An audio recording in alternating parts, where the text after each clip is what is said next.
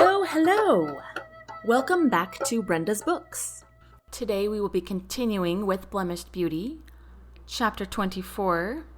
And again, I must give you a fair warning that this chapter also contains a difficult subject.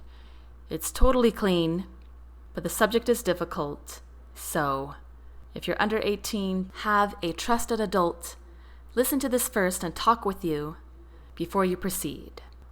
Without further ado, we will continue with Blemished Beauty. Here we go. Chapter 24, Filthy Blood. Daphne stared at David's face on the ground, bleeding. Her hands were still shaking, and her palms were oozing blood from one of the broken pieces of the glass vase she had thrown at David's head. She knew she should move, get dressed, and get out of his bedroom, but she couldn't stop staring at the bleeding, unconscious man. How did I not see it? How did I not see the evil in him before? Suddenly there was a vicious pounding at the front door. Daphne jumped. "Delute!" Someone was shouting. The adrenaline that had just filled her chest moments before now came rushing back.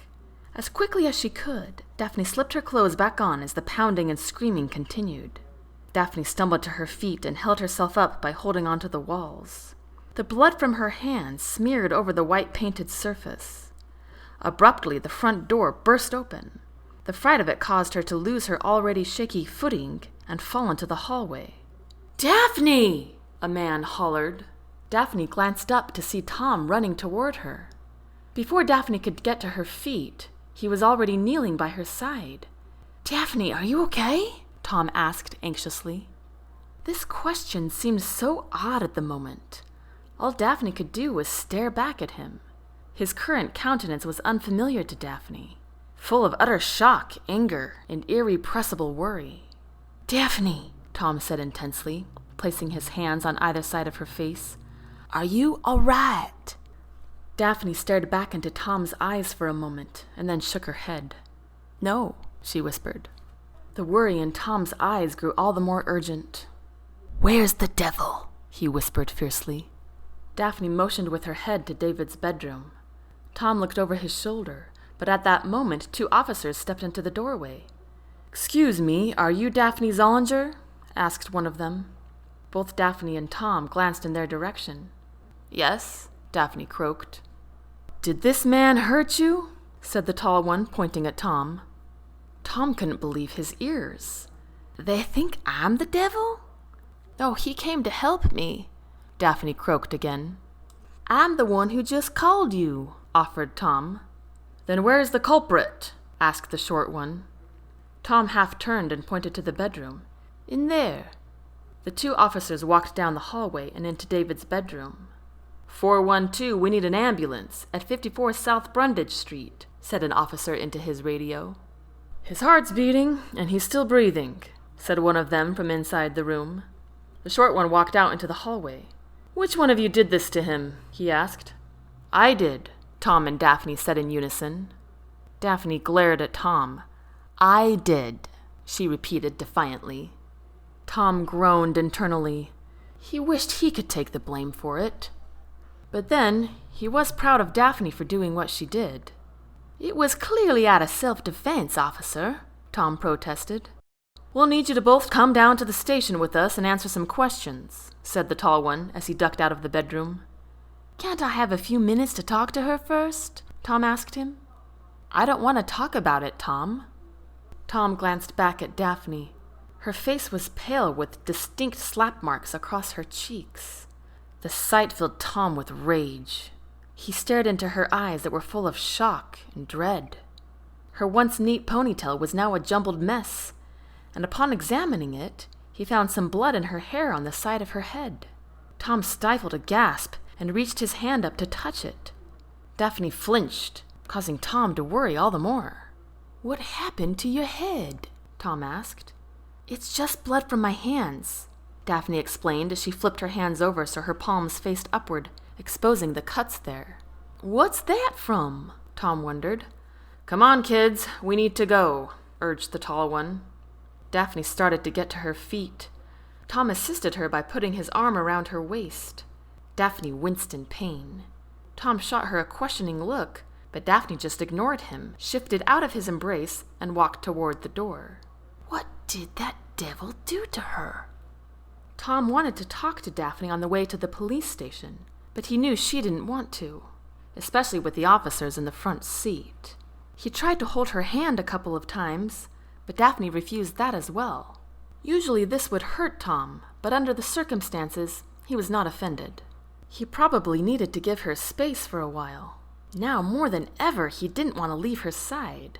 She was too beautiful for her own good, and she needed protection. Tom clenched his teeth. He couldn't even think about David DeLute without his blood boiling. At the station, Tom wasn't allowed to be with Daphne as they asked her questions, or as she wrote her report. Tom was finished before Daphne was. He sat in the waiting room until she came out. When she finally did, she looked even worse than before. Tom stood abruptly and rushed over to her. "I'm all right," she claimed. "Officer Brown and Officer Wyatt are going to take me to the hospital," Tom thought. Daphne pursed her lips and looked away from him. "To where I need to go, and then they'll take me to my grandma's house in Sunland." Tom furrowed his brow. "Well, I can do that," he offered. "We have advised Miss Zollinger to not be without police protection for a time," said an officer behind her. Tom hadn't noticed his presence until that moment. Next to him stood a shorter female officer. The two officers going with Daphne eased Tom's anxiety a little bit. Tom took a deep breath, looking at Daphne's puffy eyes. "May I come visit you in Sunland?" Daphne nodded and turned to follow the officers out the door. "Hey, wait!" Tom cried. The three of them twisted around. Tom took a step forward and spoke in a low voice. "I'm here for you, Daphne. Whatever you need." "I know," Daphne whispered. "But you're going to have to give me some space for a while, Tom. Confiding in you is not going to be easy." Tom felt confusion smother his face. What did she mean by that? Without another word, Daphne walked out the door. This was far worse than the last time she walked out on him. Or rather, he walked out on her. That horrible, empty, hopeless feeling he had felt, that was nothing compared to this. Something had died in Daphne. That DeLute devil had changed the most beautiful girl in the world. Tom would make sure he paid for whatever he did. Yes, he would pay. If Tom had anything to do with it, David DeLute wouldn't see the light of day for a long, long time. Tom was sitting across the office desk of the private detective he had hired. The detective was giving him a play-by-play of what he thought had happened in David's room based on the various evidence of chaos he found. Lamps turned over, blood smudges in the carpet and on the wall. Tom still couldn't believe it. It just couldn't have happened. Not to Daphne. "How long will it take for the DNA results to come back from the lab, Detective Lawson?" Tom inquired. "Oh, just call me Craig." "How long, Craig?"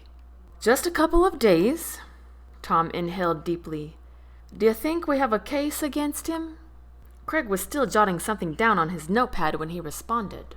"Absolutely. You've given me some excellent sources." He put away his pen and looked up at Tom with his glasses still down on his nose. "It's splendid you had a few people from the party willing to give testimonies. It was really good of the man who saw them at the gas station to give one as well." Tom nodded. Craig put his glasses back up over his eyes. "Yes, I believe we are well on our way to some convicting evidence." Tom tried to smile at the detective's well-intentioned, encouraging words, but he still worried. "It would really help if that other girl agreed to testify," Craig mentioned. "What's her name again?" "It's Laurel," Tom told him. "Yeah, I know. I'll talk to her. Look, Craig, I heard Judge Bridges is scheduled to be the judge on the day of the trial, but I don't trust him. Do you think you could look into him for me?" "Sure thing," said Craig, jotting down another note. Tom lay in bed and stared at the ceiling. He had never felt more anxious in all his life. Tom prayed Daphne would find comfort where she was. He prayed and prayed that she would know how much he cared about her. He had already found out where her grandmother lived in Sunland, but he wanted to give her space as she had requested. At the same time, He didn't want her to be alone for another second. That's it. He was going to see her after he had everything taken care of. Once more he prayed that everyone to whom he had spoken would testify against Dilute in court.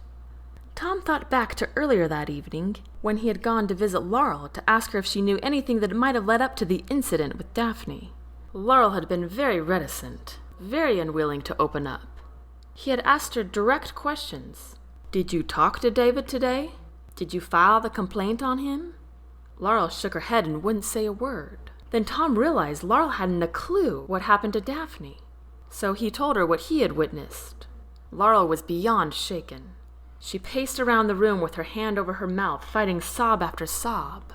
Tom tried to console her and attempted to convince her if she told the police all she knew, David's crimes against Daphne and her could be rectified.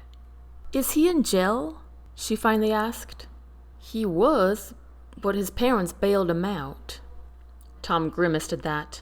Only the Dilutes would have $25,000 on hand to bail out their twisted son. But he will be again soon if everyone who knows anything will speak up about it. Laurel shook her head.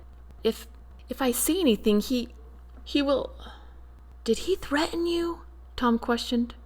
Laurel didn't say anything, but Tom could tell by the look in her eyes the answer was yes. Don't worry, Laurel. He's not going to get away with anything this time. You can testify against him. You can do it. Laurel covered her mouth and began to sob again. Tom was getting the feeling the situation with Laurel was worse than he knew. That two-faced mongrel, Tom seethed under his breath. Laurel nodded but said nothing. I'm trying to get a court date with Judge Ruby. The Dilutes are trying to get Judge Bridges, but they'll pay him off, Laurel interjected. Yeah, I know. Doesn't Daphne need to set that up? Laurel asked through her tears. Not necessarily. She just needs to show up in court, Tom explained. Do you think she will? Asked Laurel. I'm sure of it, Tom pledged. Laurel turned her gaze out the window. She's a lot stronger than I am, Laurel whispered. You can do it too, Laurel, Tom encouraged. You can do it. Tom wished he could do something else to console her, and he asked her how he could help. I need to be alone so I can think, she said. Tom nodded. Keep your doors locked, he told her. I will, Laurel promised. Tom went to leave. When his hand reached the doorknob, Laurel called to him. Tom? He turned around to face her. Are you still in love with Daphne? She asked. Tom swallowed hard before answering. More than ever. Tom's thoughts now brought him back to the darkness of his friendless room. He had to solidify a court date with Judge Ruby. Tom knew his pa had trusted her. His pa had never told him why, and at the time Tom didn't care to ask. If his pa had trusted her, then so did he. Hastily, Tom picked up his phone and dialed his hired detective's number. Hello, Craig. Did you find anything on Judge Bridges yet? Oh, sure, there's plenty to find, Craig replied. It'll take a long time for an actual conviction of a judge. But while the case is under review, we should have no problem getting another judge for your girl's trial. How about Judge Ruby? Tom suggested. Sure, she's an excellent choice, Craig agreed. I'll take care of it in the morning. Excellent. Thank you, Tom cried. Tom's heart beat rapidly with excitement and hope as he ended his call. Even still, he knew the fight wasn't over. Tom was going to find all the honest people in the world he knew who could help him with this. Daphne deserved justice, and so did David Dilute. And that concludes Chapter 24. I hope you come back next week to continue the journey of justice. Blemished Beauty is getting nearer to the end. It's been wonderful to go on this journey with you. And just as a side note, my very first children's book is launching tomorrow, on August 1st. You can find it on Amazon, and it is called The Witch's Rose by Brenda Hodnett, illustrated by Katie Walker. So if you have kids, grab a copy. If they have an imagination and a heart, which all children do, they will love this story. So, August 1st, The Witch's Rose, Amazon.com. That's it. Take care.